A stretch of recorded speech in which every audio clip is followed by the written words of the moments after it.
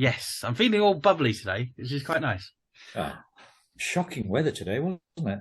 Well, funny enough, I was quite a distance away from here. I was actually, we record this in Blackpool. I was actually in Preston, and it wasn't as bad over there. It was relatively kind of damp and humid, almost moist, but people get offended by that word. This morning, driving back from the gym at about 6 o'clock, it was coming down so heavily that I was thinking of pulling over because it was just really, really, it was biblical, the rain that was coming down. Wow. Yeah. Oh, I missed it. Yeah, it was absolutely dreadful, yeah. Wow. I love extreme rain like that as well. I love extreme weather. I remember once we did the Blackpool Horror Society, and I read a story, and that actually took place on a stormy night, and it was actually a stormy night, and the whole lot of you really shit yourselves, which was great fun. Yeah. Yes. Oh. Hang on.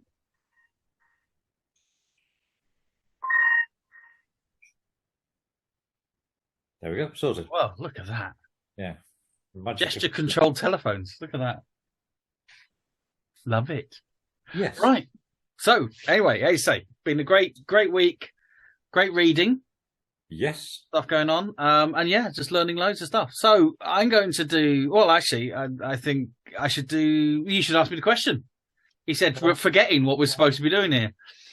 The question. So, Colin, please tell me, what have we been reading this week? This week we read The Mortal Immortal by Mary Shelley, mainly because most people don't know that Mary Shelley wrote anything other than Frankenstein, you know, or the next Prometheus, the next great Prometheus. Oh, I can't remember the bloody word for it now. Whatever the subtitle was of Frankenstein. Terrible. Why can't I remember this? Anyway, it doesn't matter because we didn't read that. We read The Mortal Immortal. Prometheus. Eh? The modern Prometheus. That was it. Thank you. It's the modern Prometheus.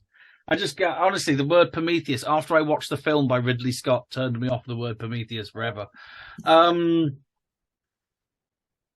Synopsis. Yeah. Yes, what was it about? What was it about? Let's find out if we read the same thing here. God, nothing like professionalism, is it? Basically, there was this guy called Winsey who got himself a job after originally being turned down, classic hero's journey, got a call for a job, turned it down initially, then realised he was in love with his childhood sweetheart, so he thought, no, I'll take the job, with an alchemist called Cornelius Agrippa. I think that's how you pronounce it. Cornelius Agrippa, who had been producing this elixir that he thought did one thing and actually meant elongated life. Not necessarily immortality truly, but definitely life extending. And it smelt really nice and it looked really good. And it, you know, so Winsey decided to taste it, drank half of it, thought it was amazing. Then the alchemist woke up, so he dropped it, smashed it, got rid of the rest of it in flames as it burnt on the floor, which, you know, pissed the alchemist off. But he went, sorry, I just dropped it. Never admitted he actually drunk the stuff. Anyway, thought, well, that's it. His basic career as an apprentice alchemist, which isn't easy to say, was over. Cornelius said, no, it's not. Tried to recreate the elixir with no great success. And Winsey then married his sweetheart and then realised as she started to become very old, and he didn't, that the elixir that he had drunk had this effect of keeping him alive for longer than he should have done. So they moved to France, and she gets really old, and she dies. And so that's basically how the story goes. He's telling this. He's 323 years old as he's telling this tale of how basically he thought it was going to be a nice, tranquil life, but actually it just ended up being quite a horrid, terrible existence as you just sat there and watched everyone that you cared about and loved get old and die around you. So it ended up being a very lonely existence compared to what he thought it was. So the actual whole tale itself became a kind of warning of a little bit, be careful what you wish for, even though he never really actually wished for eternal life. It kind of, because he does feel the aging process internally. He does get old. Internally, he feels really old. He feels he's 323 years. but he doesn't look it. So that's kind of the dangers of immortality story. How's that? Yeah. Is that the story you read? That's very, very similar to the one that I read, yes. Good. Because this is the question since I read it, the question I've been desperately wanting to ask. And today I find out my answer. Ash, what did you think of it?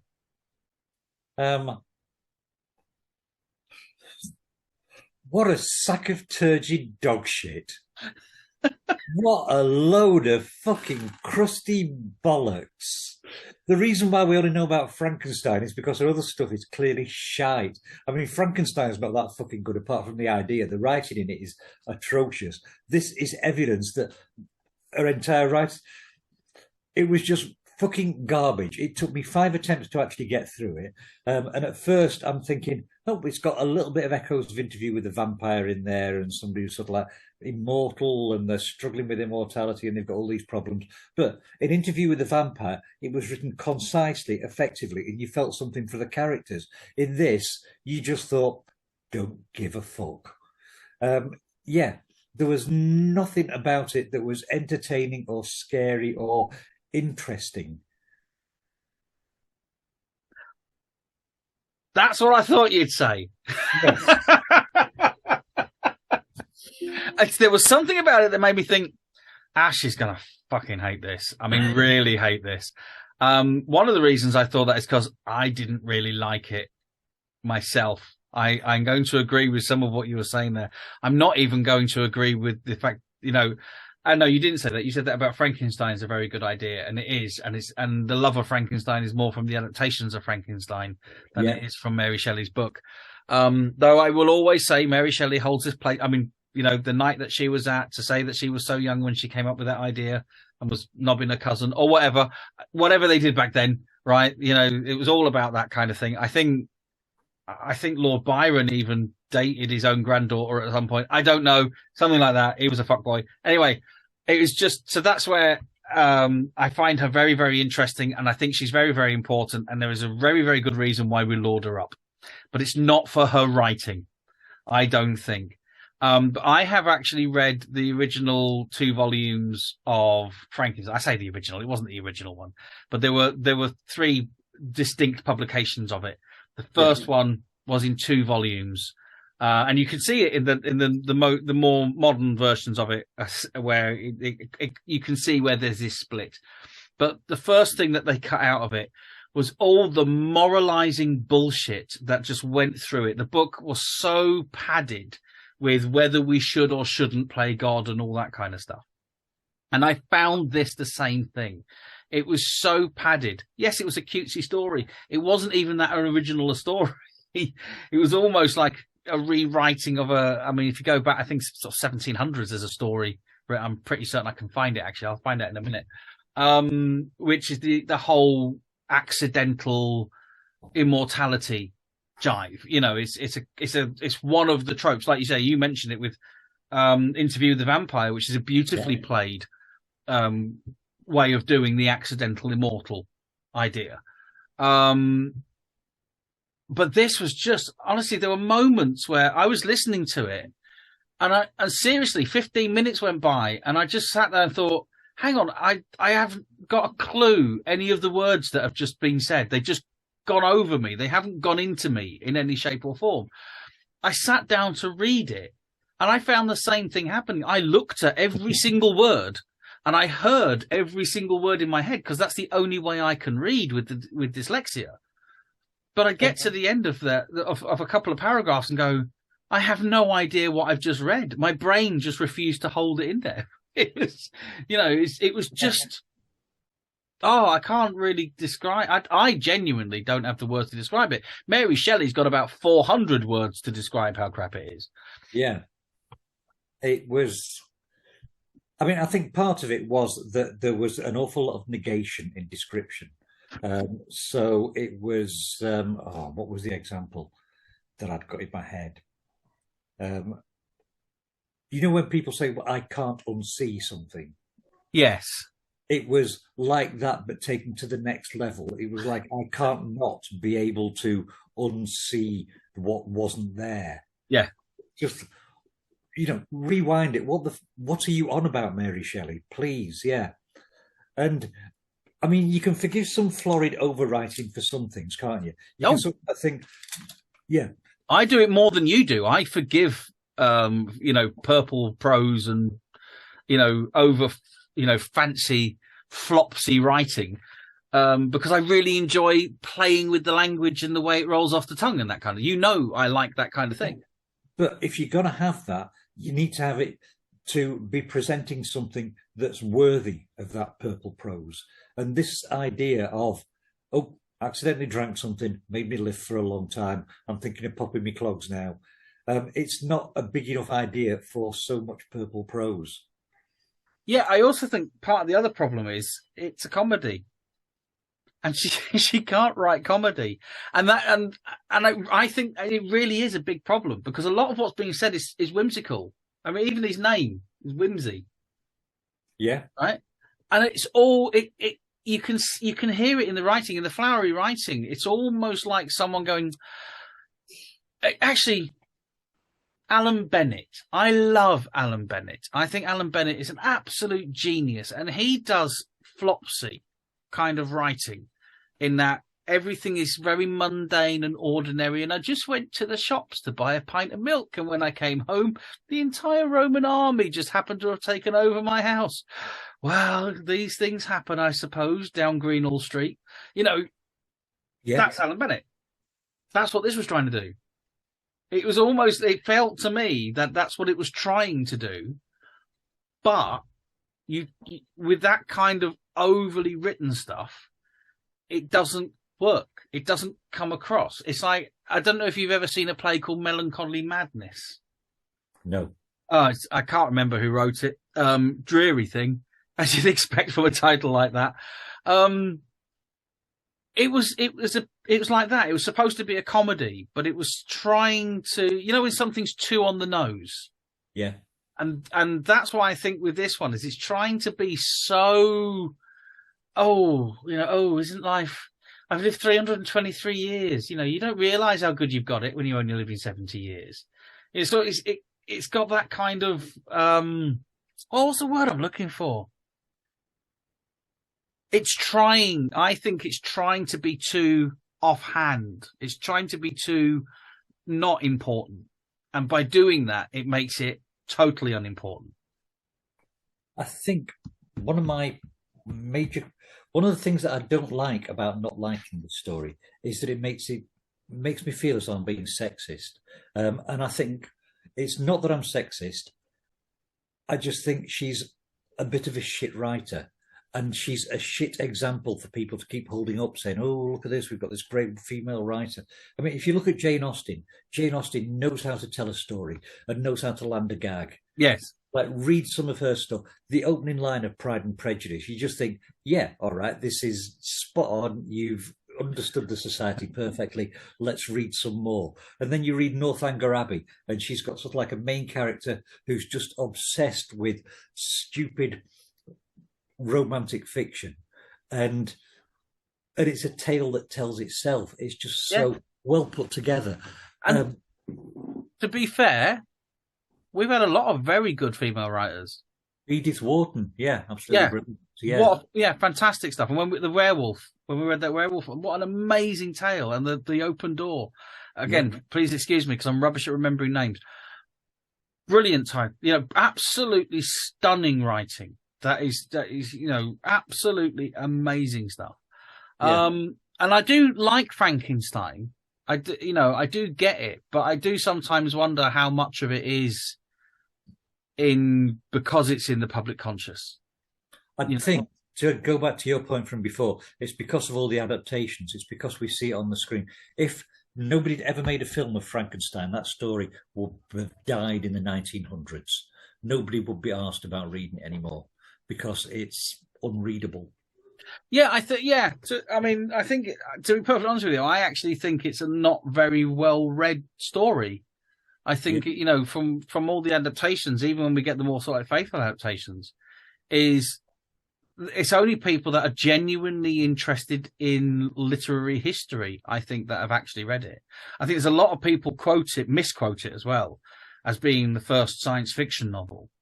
And I don't think they've read it.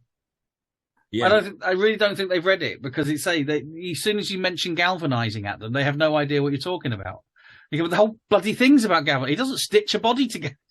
It's all that kind of. He's just basically reanimating someone with a new brain. It's a brain transplant story. But it's and so there's it's one of those really curious ones, isn't it? Where it's sort of like there's lots of books that they say the biggest selling. Like 50 Shades of Grey, for example, is considered to be one of the biggest selling books that's never been read. So the majority of them that have been purchased as gifts for other people, and they've never been read. They just sit on people's bookshelves. And there's a number of books like that. Usually the big notorious big sellers are quite often not actually read by the masses. They're just notorious titles that people kind of know the synopsis of. And I think Frankenstein's a bit like that. I agree with you. I think the basic story of reanimation would have continued. Edgar Allan Poe. I know H.P. Lovecraft did one, didn't he, with the Reanimator? I think has Edgar Allan Poe done a reanimation story? I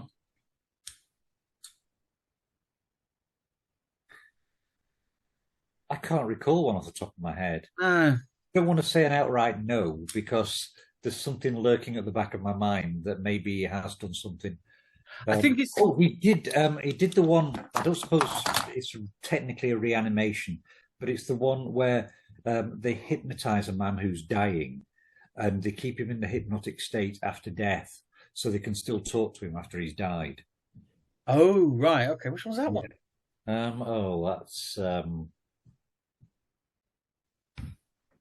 That's got to go on our reading list, because that sounds quite fascinating.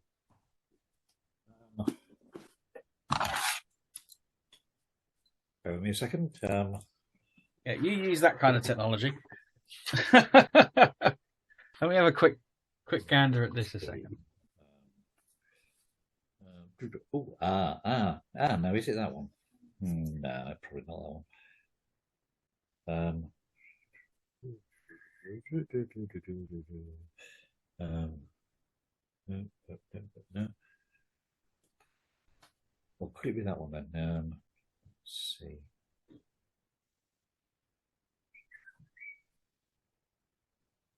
It's not that one. No worries.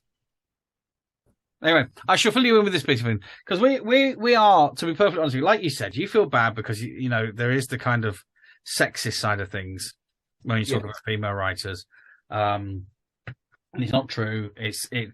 Some people are genuinely sexist. Some people say the most abhorrent things, usually on Twitter, and there are scumbags out there. But we're saying this purely from a writing point of view. If you've listened to some of our others, we have come down heavy on Charles Dickens. We have not been so forthcoming with Bram Stoker with Dracula's Guest, and there was that other fella that Bram Stoker nicked most of his stuff off that we absolutely positively hated. So there is a lot of that kind of thing going on, but we're not alone in this one, by the way. So what have you found there? Have you found it? No, I haven't, and I'm really annoyed. I'm sure it was in this book. Not Mask of the Red Death, is it? No, definitely not. But anyway, I would just like to say, we're not alone in not particularly liking this story. Right. As you know, is one of the things that we do is when we pick these stories, quite often we just pick them because we'll go, people don't realise that Agatha Christie wrote short stories of a paranormal thing, and a lot of people don't realise that Mary Shelley wrote other things as well of a similar ilk.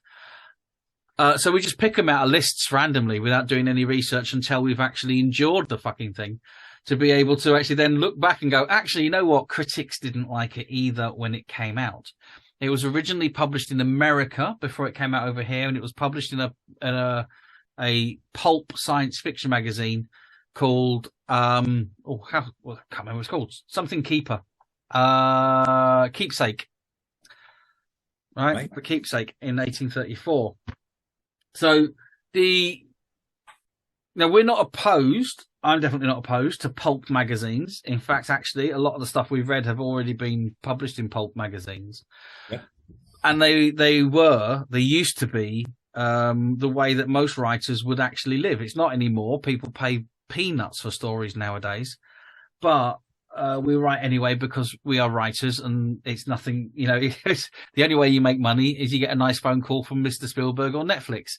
Are you listening, Mr. Spielberg and Netflix? We'd like that call, please. But some of us like peanuts, in fairness. Some of us, yes. Some like, some like peanuts. I don't know. I think I'm just allergic to poverty. So the whole thing is that these pulp magazines were a great place for these short stories, both the men and women writers, and they did vary in quality quite considerably, as we have discovered over the last year that we have been reading these and discussing them. But this one didn't fare very well. The critics didn't like it when it came out. They thought it was, hang on, I think I've got the quotes here, because I did start looking into it. It didn't actually really resurface again until many years later. This one, it kind of like disappeared before coming out as a scholarly thing. The pros and works, repeated similars. That's the publication history. Critical response, despite its popularity in the status, contributing publishers. God, I can't read tonight. It's just disregarded. None is considered to be unremarkable. A tissue of monstrous and appalling impossibilities is how it was described back in the early 1800s. I would have to agree. I thought it was... I might have...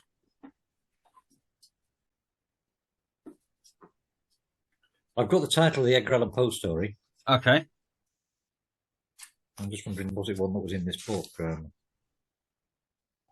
We'll have to write that down. I'm actually wondering, if you think about this story, if you take away all the flowery stuff of it, yep, could there have been? I mean, it was, to be brutally honest, it's what, a 35-minute read. Yep. So that's only what, 4,000 to 5,000 word story. So it wasn't really a story of much length, but my God, it really did feel like a family holiday in Bournemouth. It really, really did. And I mean, the key players who were within the story, none of them were particularly likable. The romantic attraction that he had she'd got a name, but I'll take your word for it. Yeah, we'll go. I think so. I can confirm this. Bertha. Bertha came across as just a twat. It's like she's made into an orphan, very, very sad, goes to live with a rich person and just becomes a twat because of it. And, I want you to earn more money. I want you to do this. And is only interested in him if he's prepared to sell out into capitalism, which was just a little bit on the shitty side.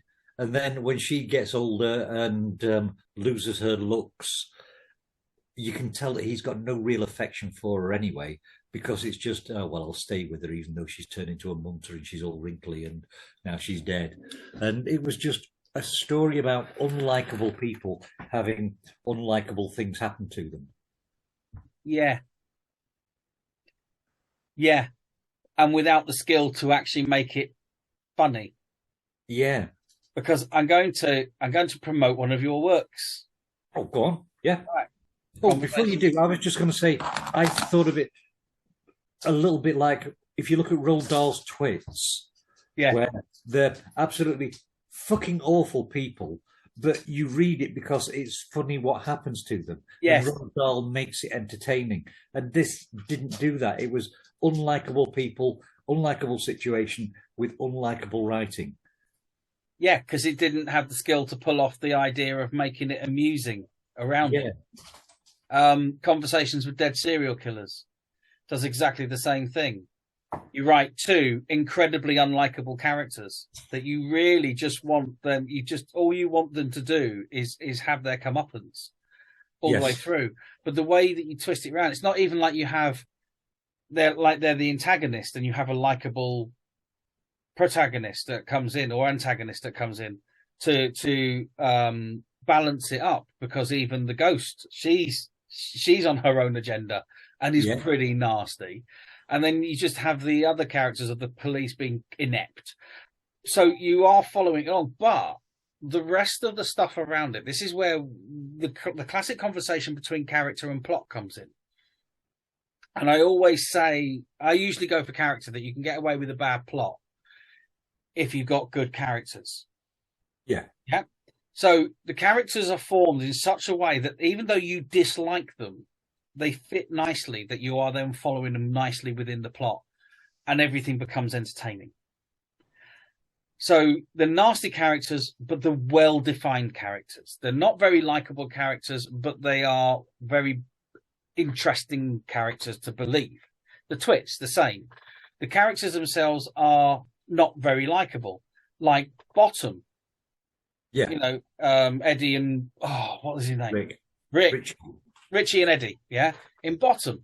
They are hideous characters, but they are so well developed that you know them. You almost know them instantly. We don't really care what school they went to, but you know they did go to one, and you know the kind of kids they would have been, and they would have been fucking horrible kids. Yeah. And you would have laughed every time they fell off a bike. You know, it's that kind of, that's how the humour works. That's how it builds. When you get a story that has unlikable characters, but doesn't do the rest of the job well enough, right? And there's a film called Open Water, right? About an American couple that get left behind on a diving thing. And I'm going to let you into a little story here, which is quite fun. Basically, this true story that this boat went out to do some diving and then came back, and they didn't do the head count until they came back, and they found 2 missing, and they never found them. So they made a film about them. And I'm watching it for like 10 minutes, and I'm rooting for the shark. That's not good, is it? No. Because everything about this film is not nice, and he's not nice characters. So there's not even good characters to pull you along.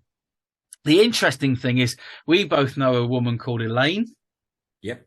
And she was actually supposed to be on that boat, but they'd oversubscribed it, so her trip got cancelled the morning that those 2 divers went missing. Bloody hell. There you go. Wow. Yeah. So that's an amazing thing there. So Elaine, I know Elaine listens to this occasionally. There you go. There's a little thing. And to everyone else out there, to the other 2 that listen to us on a regular basis that don't know Elaine, genuinely, that's a friend of ours that happened to. But wow. Yeah, but that's an undeveloped character situation. So, you know, so that's why character is important. It's not about likable characters, even though likable characters can pull along a really bad story. Because it's like Alice in Wonderland has lasted as long as it has because of everything else, not because of Alice. Because Alice is not a particularly nice character. We've discussed this before, I think, in your Bleeding Keyboard interviews.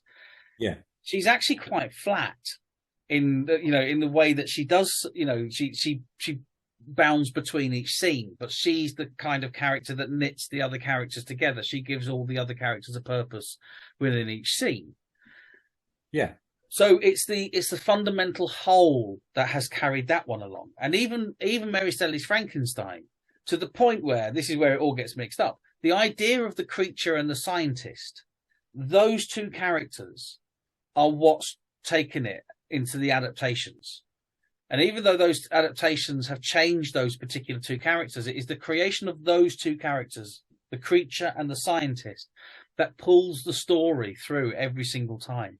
And in this one, you're absolutely right, because the alchemist, Winsy, and Bertha are just not developed in any way. They are incredibly 2-dimensional, self-serving, and don't really do anything to pull the story along.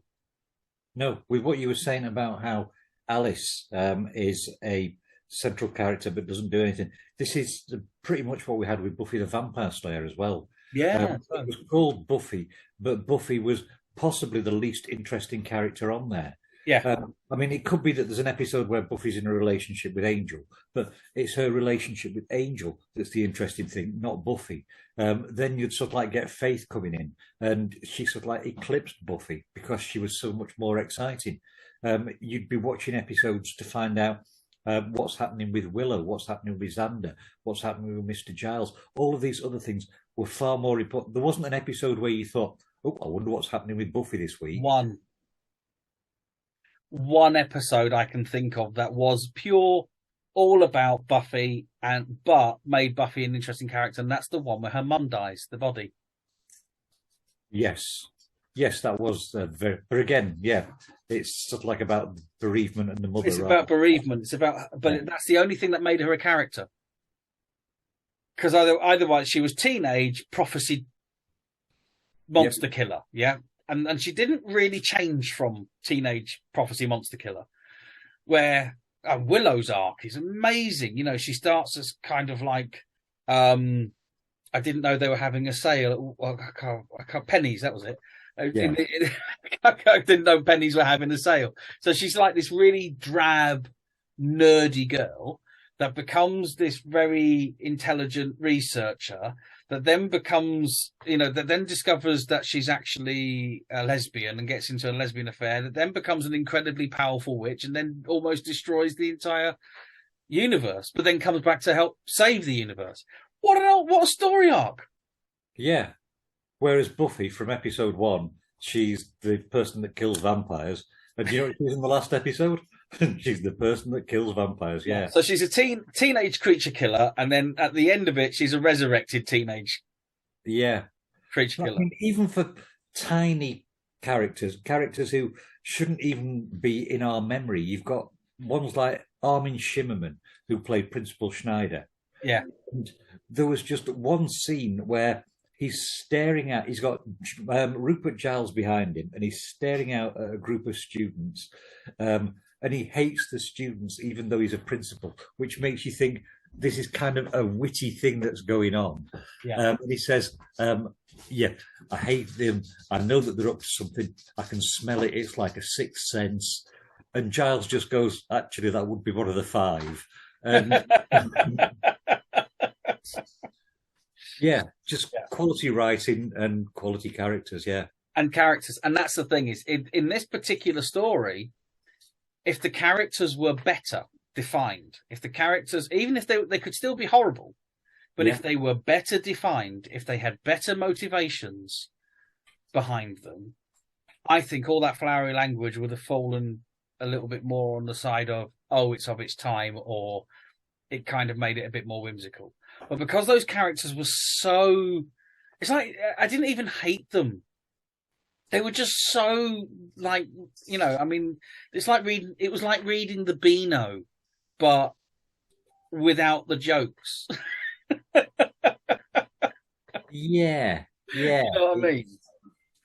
Yeah, which has made me decide that we're going to go with what we've just been talking about for next week's read. So we're going to go with okay. Let's do this problem. Let's bring this to an end. So basically, we didn't enjoy reading this one, and I wouldn't actually. And this is an unusual thing for me to say, and I don't know if you'll agree with me, but this is actually one of those ones that I would say, don't waste your time. I quite often, if I haven't liked it, I say, "Oh, still read it," because it's a good way of understanding how creativity works. I actually think that this is the first out of 50-something stories that we've read, out of stories we've liked and disliked. This is the first story, genuinely, that I actually think has no benefit whatsoever in the pursuit of creative writing. Yeah, I mean, there's times when you think, oh, imagine there's all those stories out there that must have been wonderful that aren't getting read or have been lost to time. And this is one that should be lost to time, really. I think it kind of has been, and I feel a little bit dirty that I pulled it back out again for a little bit. There's probably a better way of phrasing it than I feel a bit dirty for having pulled it out for a little bit. But... Yeah, thinking about it there, but no, there's no better way of phrasing it on this show. No, you're right. So the question is Ash, oh dearest Ash, oh lovely Ash, oh Ash of the non-purple prose. What are we reading next week? Next week we are reading The Facts in the Case of M. Valdemar by Edgar Allan Poe. The Facts of the Case of... Oh, my God, hang on. You got to say that again. The Facts in the Case... Yeah. Of M. Valdemar. Sorry, I've got a dog glaring at me here. Valdemar. Do you think that's another one that J.K. Rowling plagiar-inspired? No, of course she didn't. No, this is Valdemar, not Voldemort. Completely different, yeah. Dogs, it's not even close. No. Yeah. See what you think to this one. Well, yes, it will be interesting. Because as you know, I oddly, when I didn't like Premature Burial and decided to then read Premature Burial as part of a Victorian night, to then realise the reasons I didn't like Premature Burial were why it was kind of starting to lose the audience a little bit as I was reading it, because it was just a little bit too long, a little bit overblown in places. Yeah. But you have already turned my head on Edgar Allan Poe away from my original thoughts on Edgar Allan Poe, which were unfounded. And if you want to know what my thoughts on the original Edgar Allan Poe were, go back and watch episode 1. Yes, definitely. I've got a dog glaring at me here as though I've done some... It's as though I've stolen his food, and he's just sort of like, yeah. He's probably looking at that chain round your neck and thinking, bling, motherfucker. He's... Yeah, it could be that, actually, yeah. Yeah, you can see the guys now. Yeah. He's probably there going, you think you're all G, don't you? That's what he's there. Yeah, for shizzle, yes. Brilliant, Ash. Thank you so much. That was, even though it was a terrible, terrible story, and it's not so very, very well written. It's still a brilliant conversation. Like, yes, 100%. Yes. So, thank you very much, and I'll see you later. See you later, mate. Take care. Bye.